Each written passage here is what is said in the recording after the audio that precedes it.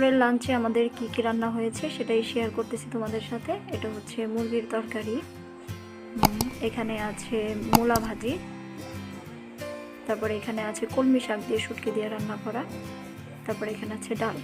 মূলা ভাজিটা আসলে এখানে হচ্ছে মূলার সালাদ।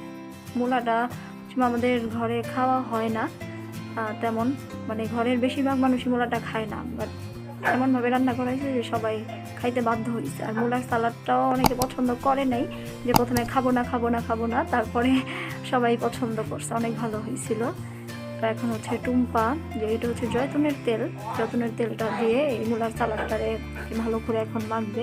জয়তুনের তেলটা তো আসলে খাওয়ার জন্য অনেক ভালো, এটা দিয়ে সালাদটা মাখতেছে।